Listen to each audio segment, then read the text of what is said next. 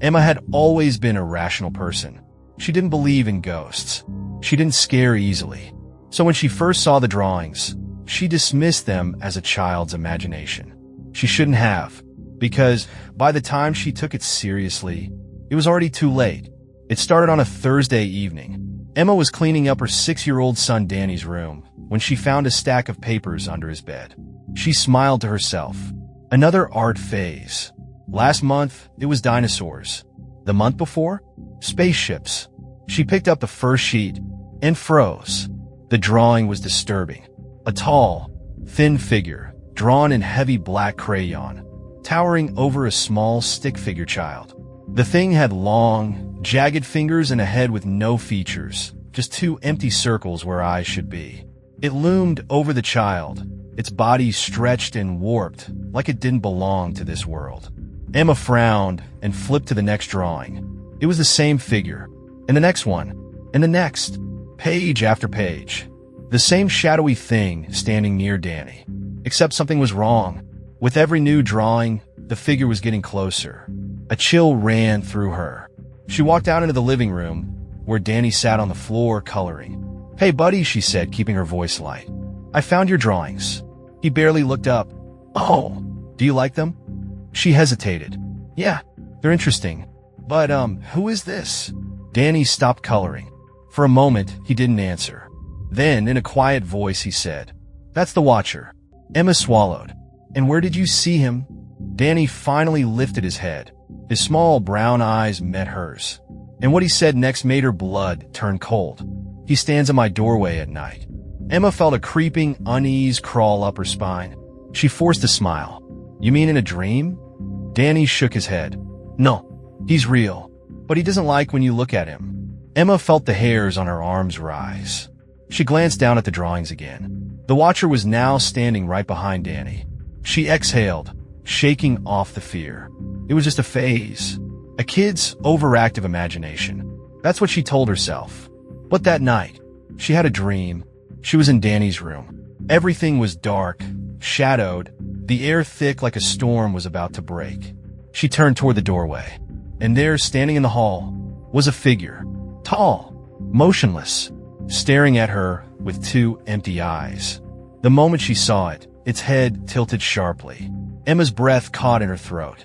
She tried to move, but she couldn't. She was frozen in place. The Watcher lifted its hand.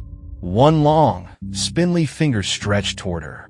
She wanted to scream, and then she woke up, gasping, drenched in sweat, and standing in her doorway, in the real world, was Danny. She clutched her chest, trying to steady her breath. "Danny," she whispered, "what are you doing?" He blinked at her. Then, in a flat, distant voice, he said, "You saw him too." Emma didn't sleep the rest of the night. Danny had gone back to bed like nothing was wrong. But she lay awake, heart hammering, staring at her bedroom door. She didn't want to admit it, but in that moment, she was afraid to look into the hallway. Afraid of what she might see. Afraid of what might see her. By morning, she had convinced herself it was just a nightmare. Danny's words, "You saw him too," were just something kids say. That's all. So when she walked into the kitchen and saw a new drawing pinned to the fridge, she laughed it off. Until she looked closer. It wasn't just another picture of the Watcher. It was her, asleep in bed, and the Watcher standing over her. Emma's stomach twisted. She turned to Danny, who was eating cereal at the table. "Did you draw this one?" she asked, trying to keep her voice light. He nodded without looking up. "Danny, when did you draw it?" He shrugged. "Last night." Emma's hands tightened around the paper. "But you were sleeping." Danny finally met her eyes. His spoon froze in the air. "No, Mummy. You were sleeping. I was awake." That night, Emma left the lamp on in both their rooms. She didn't care if it wasted electricity. She didn't care if Danny thought she was overreacting. She just knew. She couldn't be in the dark again. But sometime around 2 a.m., she woke up. The air in the room was freezing. She pulled the blankets up higher, shivering. And that's when she heard it. A scratching sound. Slow. Deliberate. Her mind immediately went to the cat. Then she remembered they didn't have a cat. And the sound wasn't coming from the floor. It was coming from the ceiling. A sharp, electric fear ran through her. She didn't want to look. She knew she shouldn't look, but her head lifted on its own, her breath caught in her throat. A dark hand was dragging across the ceiling, long fingers scraping against the plaster, moving toward her. Slowly, as if it was testing her, Emma lunged for the lamp and flipped it on. The light flooded the room. The shadow vanished. Only the scratches remained, thin, jagged lines above her bed. She barely slept after that. And in the morning, Danny had drawn another picture. This time, the watcher wasn't standing in the doorway. It was inside her room, and it was closer. Emma didn't take chances after that night. She burned every single drawing, took them from the fridge, from Danny's room, from under his bed, tossed them into the sink, lit a match, watched as the flames curled and blackened the paper until there was nothing left but ash. It made her feel better for about 5 hours, until she found a new drawing sitting on her pillow. She hadn't put it there. Her hands trembled as she picked it up. Danny had drawn himself this time, and behind him, the watcher, standing just inches away, reaching for him. Her stomach twisted. She stormed into Danny's room. He was sitting on the floor, coloring like nothing was wrong. "Danny," she said, holding up the drawing. "Where did this come from?" He looked up and smiled. "He put it there," he said. Emma's blood turned to ice. "Who did?" Danny tilted his head, like the answer was obvious. "The watcher." Her phone buzzed in her pocket. She ignored it. Her heart was already hammering too fast. "Danny, listen to me," she whispered. "You have to stop talking about him." Danny's small face fell. "But I can't." Emma swallowed hard.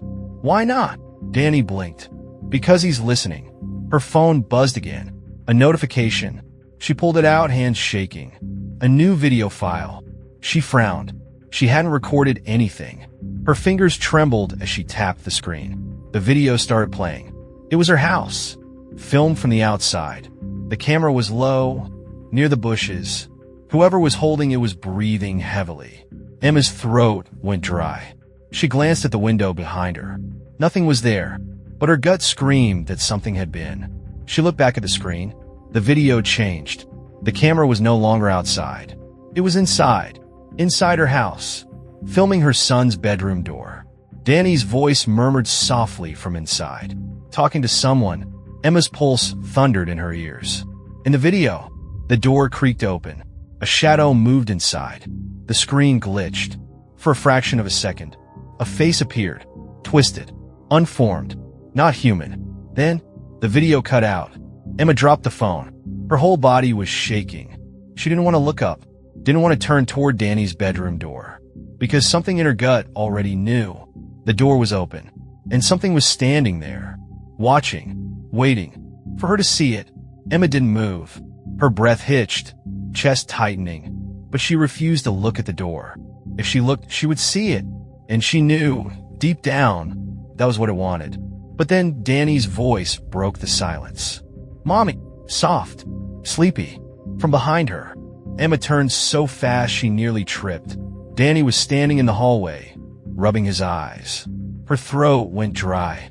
But if Danny was here, then who had he been talking to? Her hands shook as she reached for him, pulling him close. "Danny, did you hear anything?" He yawned, mumbling, "No." Emma let out a breath, but her relief didn't last, because Danny was still looking at the door. His tiny body stiffened in her arms. Then, in a flat, distant voice, he whispered, "He's closer now." A loud scratch tore through the silence. Emma flinched. The sound came from the ceiling. A long, slow dragging noise, like fingernails against the wood. Danny's grip tightened on her shirt. "Mommy, turn on the light." Emma's breath came shaky and uneven. Her hands fumbled for the hallway switch. She flipped it on. The room flooded with light, and the scratching stopped. Silence. Emma's head snapped up. Nothing was there. But she knew. She knew that wasn't true, because when she looked down, Danny was staring at the ceiling and smiling. Emma barely slept. She lay awake in bed, one hand gripping the baseball bat she had found in the hall closet. Every hour or so, she checked on Danny, still asleep, tucked under his blanket. By sunrise, she told herself it was over. Maybe it had been a bad dream. Maybe she was just exhausted. She told herself anything she could to stay sane, until she walked into the kitchen. and saw the new drawing on the fridge. This one was different.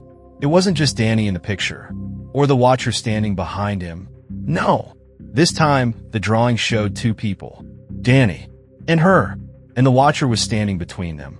One long, dark hand resting on her shoulder, and scrawled at the bottom, in Danny's handwriting, "He likes you now." Emma stared at the drawing. Her heart pounded so loud she thought it would crack her ribs. "He likes you now." Her fingers trembled as she peeled the paper off the fridge. The crayon marks felt wrong under her skin. Too deep, too heavy, as if they had been carved into the page rather than drawn. She swallowed hard and turned to Danny. He sat at the kitchen table, swinging his legs, munching on a piece of toast like nothing was wrong. "Danny," she whispered, "did you draw this?" He nodded. Emma crouched in front of him, gripping his shoulders. "Listen to me," she said, her voice barely holding steady. "I need you to tell me the truth, okay? Did you see him last night?" Danny's chewing slowed. He blinked up at her, eyes blank, empty. Then, in that same distant voice, he whispered, "He's here now." The light above them flickered. The room suddenly felt smaller. Emma's stomach dropped. She turned her head and saw it, a shadow spilling out of the hallway. Tall, twisted, wrong. Its head bent toward her, those empty circles for eyes burning into her. Her throat clenched. She couldn't breathe. She couldn't move. The air was thick, suffocating, like she was drowning in something she couldn't see. The watcher didn't move, didn't blink, didn't breathe. It just stood there. And Emma knew. It was waiting. Danny giggled. She snapped her gaze back to him. His head was tilted, like he was listening to something she couldn't hear. Then, in a voice that was no longer his own, he whispered, "He wants to show you something." Emma's body jerked forward. Not on her own. Her legs moved without her, like invisible hands were pulling her toward the hallway, toward the shadow. No, no, no. She fought it, clawing at the walls, grabbing onto the doorway. But it dragged her in anyway, and as the darkness swallowed her whole, she heard Danny's voice, distant now, almost sad. "Goodbye, Mommy." The next morning, the kitchen was quiet.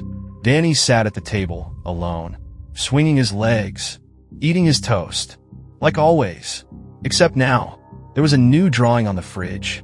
A tall, shadowy figure, standing behind a woman, long fingers curled over her shoulders, and in the childlike scrawl underneath, "Now she watches too."